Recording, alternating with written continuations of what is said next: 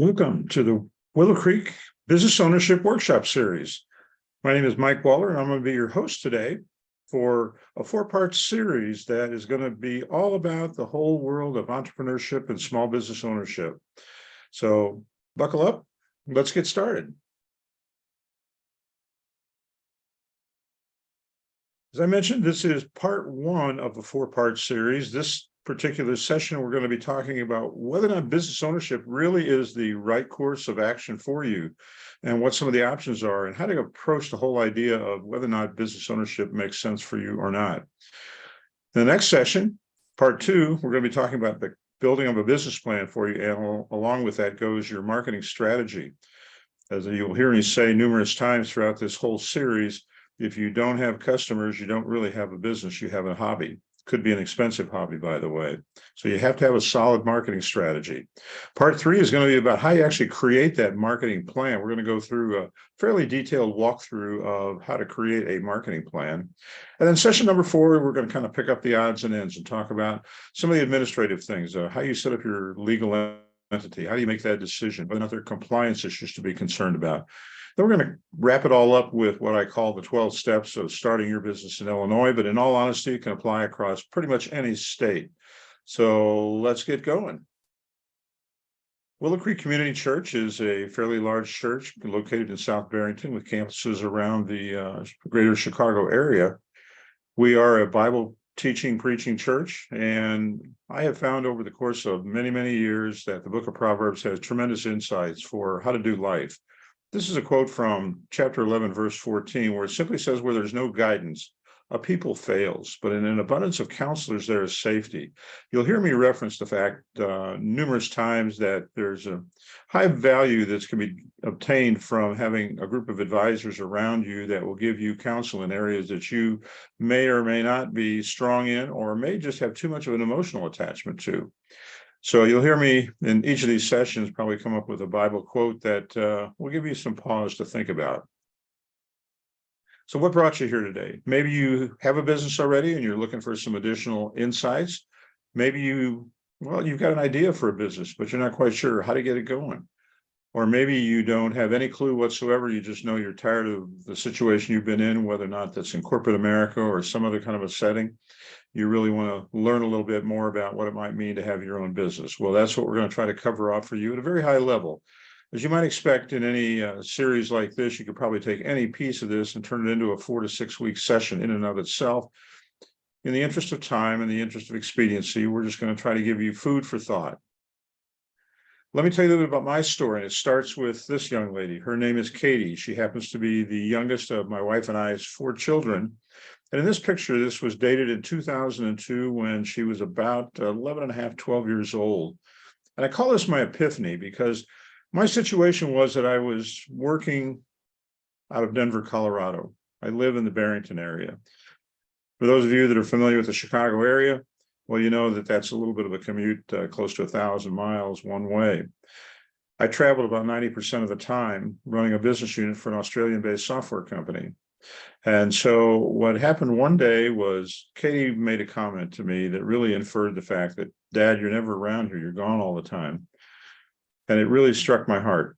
And it caused me to make a decision to essentially leave corporate America, retire a bit early from when most people might retire. And to leave that corporate setting, not knowing what the next destination was going to be. Because one of the lessons that I really learned was simply this. You can get really busy making a living and really forget about what it means to make a life.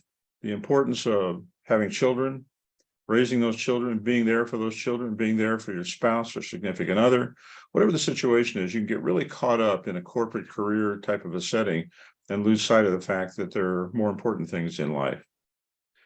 Now, today, Katie is much older than that. She's now the proud mom, with her and her husband, Phil, of our 2 youngest grandchildren. And that's a little picture of them there. And those are the kids that we all love to spend time with, my wife and I. It's a little bit of my own story of how I made the transition from corporate America to a business owner. I was a corporate employee for about 3 decades at fairly senior levels. I was with a company called ADP for almost 20 years. And I was part of a group called Dealer Services. Many people know ADP as the payroll company. I was not a part of the payroll group, but I was one of the early employees, employee number 3, as we established the headquarters here in the Chicago area for a group called Dealer Services, which was a new vertical market that ADP was tackling. It was focused on the auto industry with enterprise software solutions and communication systems for the car dealership market. I stayed in place there until early 90s and then left. I was the VP of Client Services. We had grown the company to be, I believe it was about a $450 million business unit of ADP at that point in time, which we grew it from pretty much zero or close to zero. And I was responsible for a fairly large service organization that serviced all of the 8,000 clients that we had at that point in time. I left, went off and did a couple of other smaller businesses, a company called Trizetto and a company called Ebix, which were in the enterprise software solution for the insurance industry and the healthcare administration world. And then finally, I closed out my career with a company by the name of Mincom, which is a brand that most people wouldn't recognize, an Australian-based company, about $200 million in revenue, which is not insignificant by any stretch of the imagination. But I was the senior vice president and a key partner, executive in charge of the aerospace, defense, government, and transportation practices for Mincom. We competed against SAP and Oracle. My office, as I mentioned earlier, was in Denver, Colorado. And I gave you the story as to the reason why I transitioned away from Mincom in mid-year of 2002, whenever my daughter Katie made those kind of comments to me. I had the opportunity to get exposed to a business by the name of the Entrepreneur Source through an old friend of mine from ADP. And I left Mincom about mid-year of 2002, but hadn't really figured out a destination of what was going to come next. I knew what I didn't want to do. I didn't want to have another kind of a corporate responsibility. I didn't want to have a group of employees. I didn't want to have the kind of big P&L responsibility that I had, but I really wanted to do something much simpler. A friend of mine by the name of Dave, who was out in Portland, Oregon, connected me with a coach from the business called the Entrepreneur Source, because he was going through the same journey that I was, trying to figure out, what do you want to be when you grow up next in your career life? The Entrepreneur Source is a franchise business that's all about helping people who are interested in exploring the world of franchising and interested in figuring it out from a very holistic perspective. And I'll talk a little bit more about that in a few minutes. I made a decision to join the Entrepreneur Source as a franchisee in 2002, November, and opened my practice in January of 2003 with the intention of probably doing it for about 5 years. And as I'm recording this, I'm now 20-year plus into the business and enjoying the heck out of it. I stuck with it because I just really enjoy helping people to sort it out themselves. Along the journey, my wife and I also were the owners of a 5-licensed, fantastic Sam's hair salon operation, which we had for about 5 years. And that's how I made the transition from being a corporate guy into the world of being a small business owner. Told you my 5 and out story. My second career, as my wife likes to call it, I'm Coach Mike. And what I do is I essentially play the role of an eHarmony matchmaker. I'm trying to match people with opportunities to explore and to learn about in the world of franchising that will fulfill the set of objectives and goals that they have. It's really a pretty unique business because as a franchisee, you are owner of a license, but you have a partner in the business. That partner is called a franchisor, and I'll talk about that a little bit more in a few minutes. But what I really do is try to see possibilities for people that would represent a group of options that will help them to fulfill a dream or a set of dreams that they may have of having a business of their own. And that's the satisfaction I get of getting up every day and doing what I do. So here's what we're going to cover in this series. Business ownership, some things to think about. What it means to be an entrepreneur versus a small business owner. You might think of them as the same. There is a difference, and I'll talk about that a little bit. I'm going to call this the dreaming stage because in the first phase of this whole series, we're going to talk about that dream process, how to go about it. We're also going to talk about the business plan, the story of your business, what that needs to look like, why you need to put one together, how to build a financial model, about the numbers side. The numbers are really what drives a business. You have to be able to make a determination as to whether or not your business is going to produce the kind of profitability that you're looking for. We're also going to again talk about the marketing strategy and then get into a detailed dive of the marketing plan creation itself. I'm going to call that the planning stage. And then we're going to get to the last section, if you will, of this whole agenda. Talk a little bit about financing options. For those of you that may have greater aspirations, but may not necessarily have deep pockets, there may be a number of different possibilities out there for where the funding comes from for a business. We'll also talk about some of the structural details. How do you make the decision to set up a legal entity? What's the importance of that? Talk about compliance, the naming of your business, a number of things that kind of qualify into that administrative side of setting up a business. Then we're going to wrap it up with what I call the 12 steps to starting your business in Illinois. But again, as I said earlier, it can really apply across almost any state. That'll be what we call the execute stage. So we're going to dream, we're going to plan, and we're going to execute. So if you feel a little bit of this fire hose effect, don't let it intimidate you, because I'm going to share a lot of information with you, and I'm going to look for you to gather nuggets. Gold nuggets, chicken nuggets. You get to decide which is which, but it will seem like there's an awful lot of information being pumped out at you. And the whole intent of it is to get you exposed to areas that you need to be thinking about and giving consideration to. So here's reality. As an independent business, an entrepreneur, if you will, somebody who starts something from scratch, if you start your business today, the odds are 1 in 5 that you will be out of business within a year. This is data that comes from the Small Business Administration, the agency of the federal government that tracks this kind of information. By the end of year 2, jumps up to almost a third, and by end of year 5, it's 50% over, a little bit over 50% actually, that will be out of business simply because they didn't do a good job of planning and strategizing or doing all the right kind of things to make their business successful. Every business, no matter how big your dream, no matter how good you think you are, every business does not succeed, unfortunately. And here's some of the reasons why. Number one, undercapitalized. People run out of money. They think that I'm going to open my doors and all of a sudden people are going to flock to my business, whether it's a service business or a product business or a home-based business or a storefront business. People run out of money because it takes longer to be able to get to a point of creating profitability for the business. So that's the number one reason. Number two reason, lack of management skills.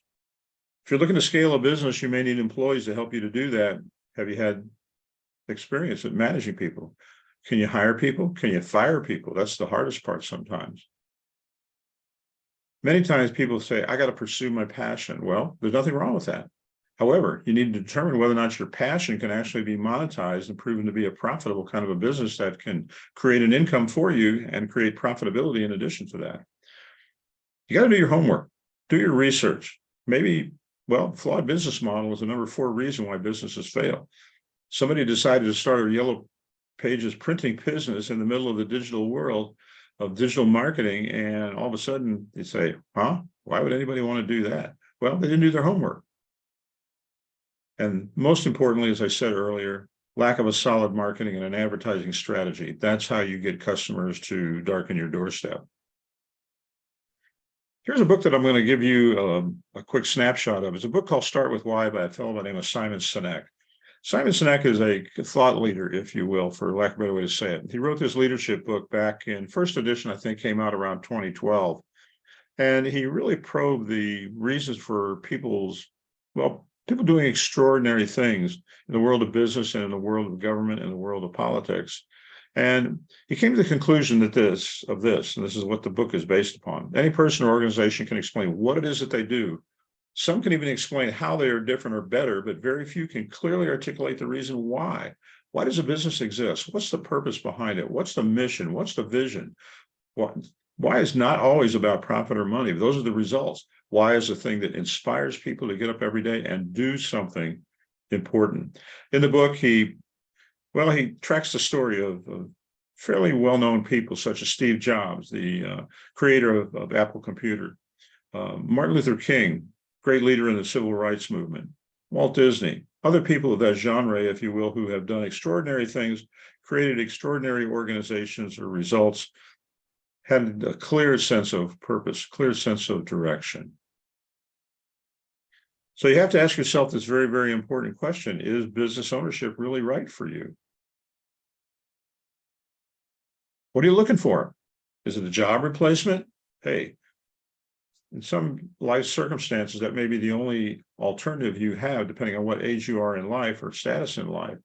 Is it about paying the bills? Is it just about creating security, a self-sufficiency? I want to be in control. I want to have control of my own destiny.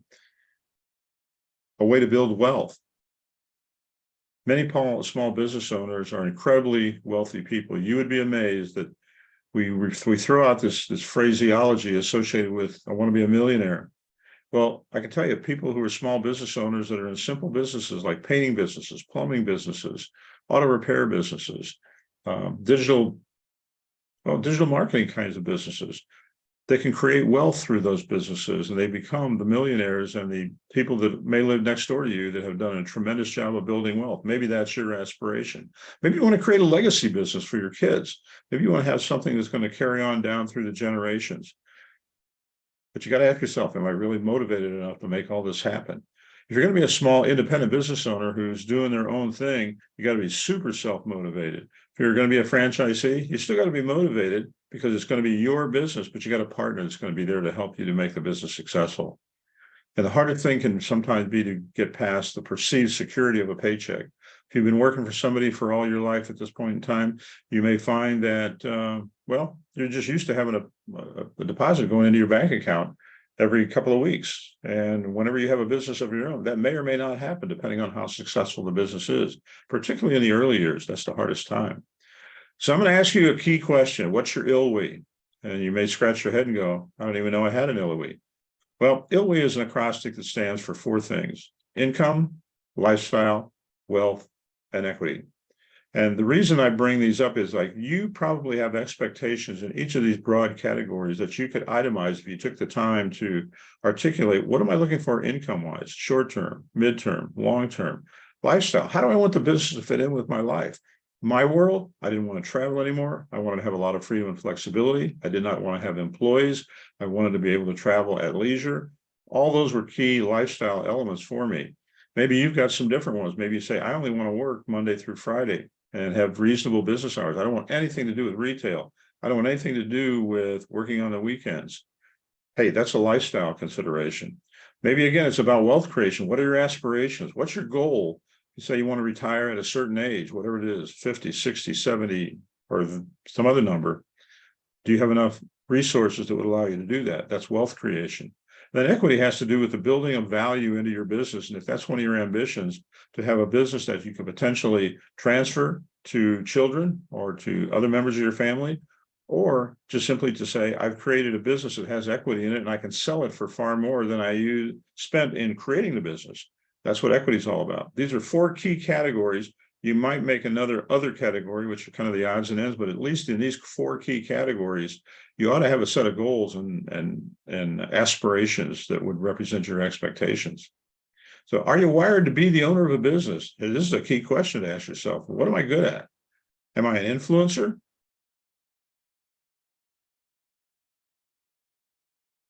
Am I a decision maker? Maybe I'm a strategist. Maybe I'm just a people person. I love interacting and engaging with people. Are you a team player? You work best in a team setting. You might not do well as a lone wolf. You may need to have others around you for support in a variety of different ways. Maybe you've got expertise in a particular area. Maybe you're a digital marketing expert. Maybe you're some kind of a scientist that has a particular skill set. Whatever your gifts are, you need to know what your expertise is. Don't assume that just because you have been in a particular industry for your entire career that you have to do something in that industry. No, you don't. You can say to yourself, what skills have I acquired that I could leverage in a business of some sorts? You need to ask yourself those questions. Are you a salesy kind of a person? Are you an operational person? Are you a strategist? Again, ask yourself these key questions. Are you a leader? If you're looking to scale a business, then you're going to have to do it through people. Can you lead those people during good times and bad times? Can you keep them motivated? Can your why transfer over to those individuals in terms of the vision for the business so that everybody's on board and doing the same thing? This may sound like a weird phrase to you. Can you be an evangelist? Well, what I mean by that, you don't have to be Billy Graham, or you don't have to speak to an audience of 50,000 in a stadium, but you need to be comfortable in communicating about your business, what you do, how you do it, and being able to be enthusiastic about sharing it with other people who may be potential prospects for the product or service that you have to offer. Everything is built around numbers in the world of business. You can't manage what you can't measure. So the numbers are critically important. You have to be comfortable with that. Not saying you have to be an expert, but you have to know what your limitations are. Maybe your industry expertise is as a CPA or an accountant or a controller or somebody like that. You're comfortable with numbers. A lot of people aren't. Again, if you want to scale your business, do you have the management skills to make that happen?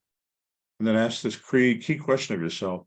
Do we have the financial stability to stay the course? If things don't go exactly as planned, are we going to be in bankruptcy court, or are we going to be in a position where we're saying we can hang on? The trend line is looking in the right direction. We're just not quite there yet, but you have to have that financial stability to still be able to go to the grocery store, buy tennis shoes for your kids, put gas in your car, et cetera, et cetera.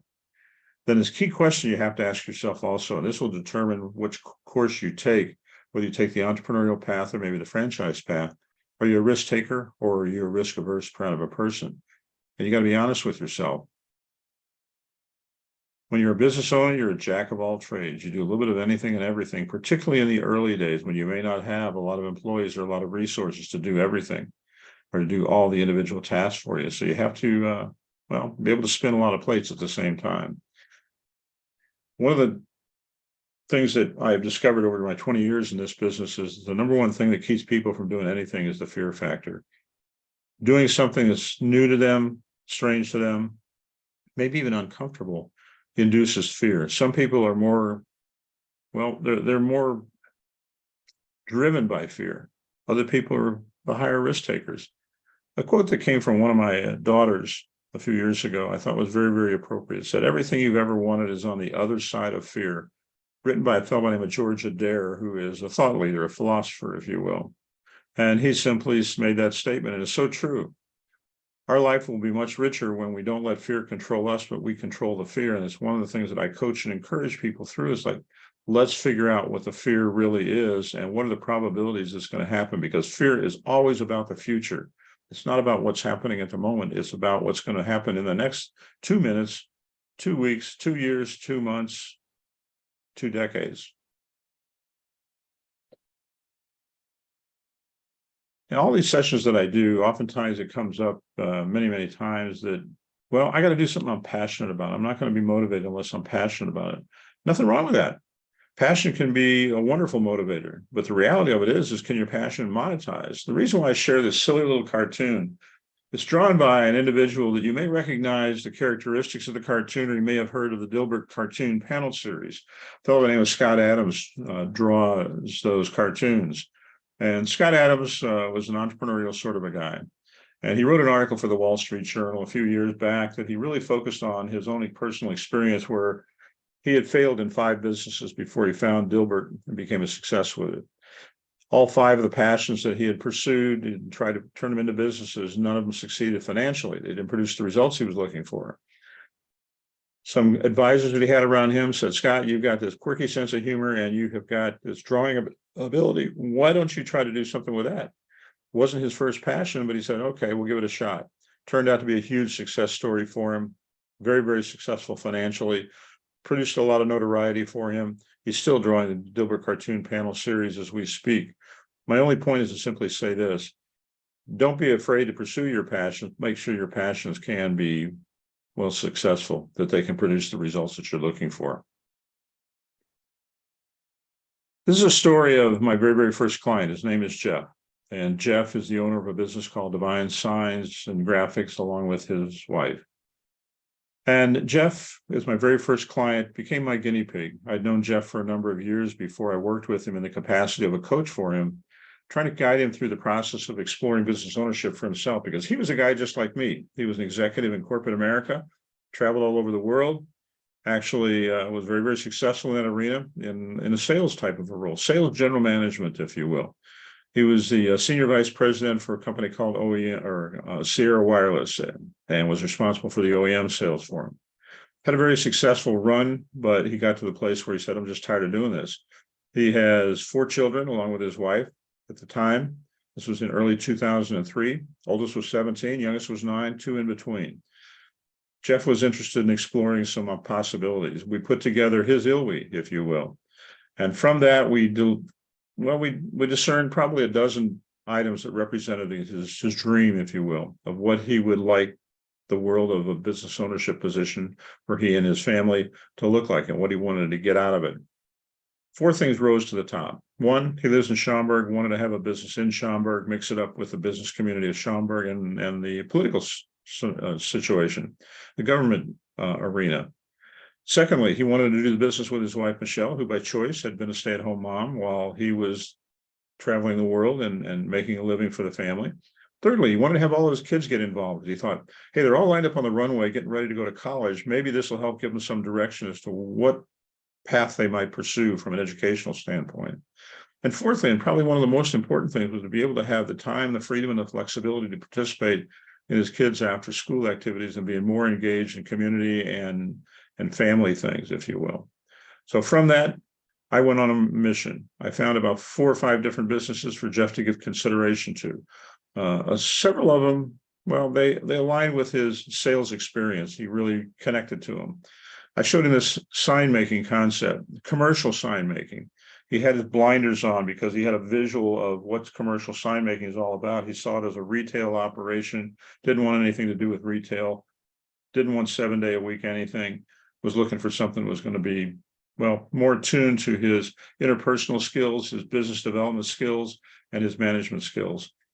I simply said to him, because Jeff had pushed this particular concept to the very bottom of his list, and I said to Jeff, Jeff, all I'm doing is saying to you, explore it. I'm not telling you to buy into it. I'm saying explore it. Then you'd come back and tell me whether or not it maps against your aspirations. Interestingly enough, it took him about 3 weeks before he pushed everything else off of the table, got very focused on his commercial sign making business. Today, he runs a very successful 7-figure sign making business in Schaumburg, Illinois, called Divine Signs and Graphics. So if you need a sign, check in on Jeff. They'll do a great job for you. But here's my point. My point is, say, don't be blindsided and think that you can only do something that you're passionate about or do something that you are experienced in. There are options out there that give you the capability to do a variety of different things. So don't underestimate yourself. So let's talk a little bit about what are some of the options. There's a key question that I popped up here on the left side of your screen, and it simply asks the question, are you an entrepreneur or are you a manager? There's overlap between the two. All small business owners are not necessarily entrepreneurs, but all entrepreneurs are small business owners at some point in time. An entrepreneur is somebody who is able to visualize something that somebody hasn't thought of doing or doing it a different way and be able to bear all the scars of building it all from scratch. That's option number 1, or category A, or pillar number A. Create and birth your own idea. That's a true entrepreneur. Maybe you say, well, I've been in a fortunate position where I've been earning a very good income. Maybe I've been earning $100,000 a year, and I need something that's going to create that kind of income right away. Then maybe we take a look at buying something that's already existing, where the business has already been established. You're not building it from scratch, but rather you're buying into something that somebody else created already. Then there's a third pathway to take, and that's to license a franchise. And you never own a franchise. You simply license the rights to use everything associated with their systems. Whenever you see a McDonald's, the owner of that McDonald's does not own the building typically, and they do not own the business literally. They license the rights to use everything associated with the McDonald's brand, including all their systems and all their resources. That's what a franchise is all about. So if you're a risk taker, hey, you're probably going to be more comfortable on the left side of the equation here, because you like to be in control of everything. You want to do your own thing. If you're a little more risk averse, you're a risk avoider. Hey, licensing a franchise gives you a partner in the business with you. And that's one of the beauties of the world of franchising. 4,000 plus options out there. And so there's something for everybody out there, for somebody who's good at managing systems, managing people, but doesn't have that creativity to birth a brand new idea. So a couple of stats I want you to make a mental note of. 33 million represents the number of businesses that exist within our country called the United States. Represents everything from my little one-person business all the way up to the General Motors and Motorola's and General Electrics and Chase Bank and all those mega corporations that we all know of. 33 million businesses represent the population of businesses in the United States. They generate over $25 trillion worth of gross national product. Revenue is just another way to think about it. So make a mental note of those for a minute, and you'll see the relevance of them here as I share a few other things for you. Let's talk a little bit about the independent startups. Here's the beauty. It's your idea, it's your plan, it's your brand, it's your systems. You got to put it all together. All the stuff that you may or may not fully realize it takes to run a business is you have to birth it all completely. Back to the 33 million, 92% of those business units are represented by independent startups like that. But again, keep in mind the failure rate, one in five is going to fail in the first year. By the end of year two, a third of them are going to be out of business.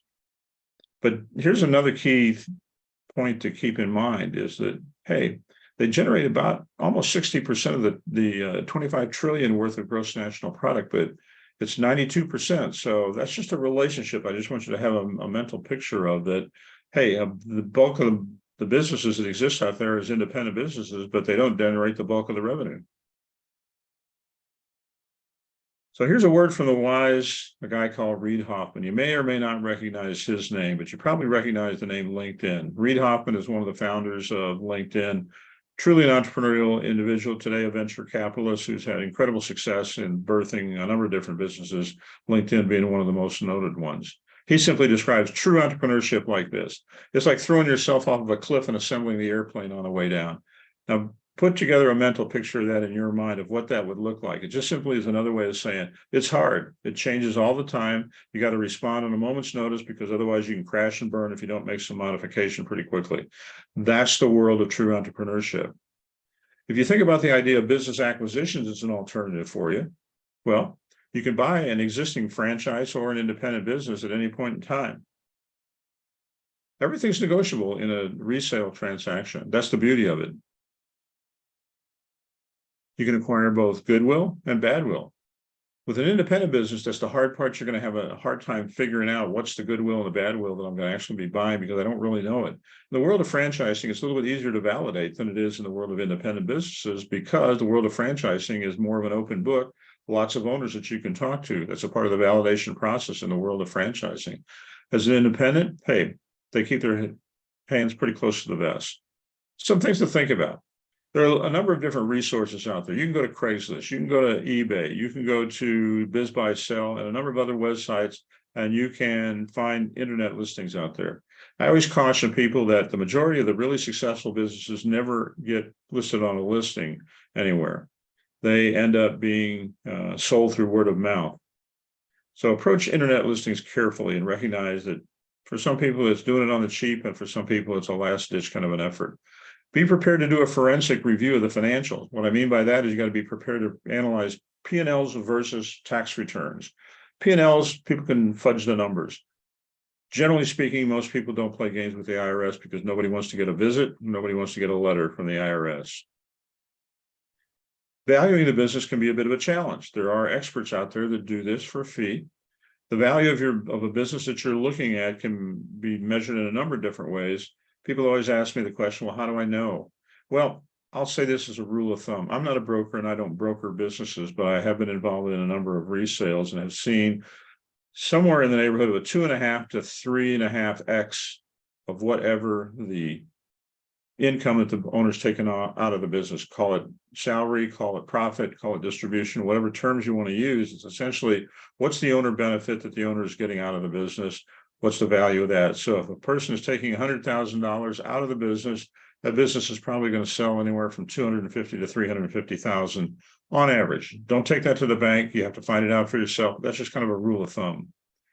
And then you have to carefully evaluate what's the role of the owner in the business, because that owner may have the keys to success because they have a clientele that everybody loves that owner. If the ownership changes, they may not love the new owner quite as much. So those are just some of the things to think about as you think about an acquisition. And then there's this world of franchising. There's some names off to the left there, which you may recognize some of them. McDonald's is a brand everybody knows. CertaPro Painters, largest painting franchise in the country. Servpro, water damage, fire damage restoration. Sport Clips, haircutting business. And then there's this oddball out there called the entrepreneurship, which I bought into. 4,000 plus concepts out there recognized in the world of franchising. Essentially, a franchise is a business in the box where you're able to leverage a proven system and brand. A franchise becomes a franchise because they have actually tested the waters, figured out where all the potholes are at, and figured out how to jump over, around, or through the walls that may be in the way of somebody who starts something from scratch. The world of franchising is all about local ownership and operated by local owners in a number of different ways. But it's a business partnership. The franchisor is not successful unless you are successful. So therefore, everybody wins. Back to the numbers, the 33 million, 8% of them represent franchises, 41% of the dollar volume of the 25 trillion. Again, 4,000 to 5,000 different concepts, 75 different industries, all sorts of models to choose from: home base, service business, business to business, business to consumer, retail business, whole variety and compendium out there. You can spend probably as little as $10,000 or $20,000 all the way up to multi-millions. Thinking about getting a Culver's? Hey, think in terms of $3 to $4 million, depending on the location of it. Again, franchises are an alternative for people who may not have that entrepreneurial spirit, but can be very, very good at managing people and processes, and want to have that partner to help them to jump into a business, because they can train you on everything. And that's the business in a box strategy. They can teach you everything that you're going to need to know to make that business successful, but they can't make it successful for you. They're not going to run your business in most instances. So again, I always say this: go back to your goals anchor. What are your income expectations? How do you want it to fit into your life? Do you want to use it to create wealth? Do you want to build equity in the business? Clearly know what those expectations are, so that as you look at businesses, you look at them in the context of the goals, needs, and expectations that you've written down. You've taken the time to codify. So again, my name is Mike Waller. My business is the Entrepreneur Source. If I can be helpful to you in any way, it would be my pleasure to have a conversation with you. So feel free to reach out to me, connect with me at either of the numbers there or the email address that I've got noted there.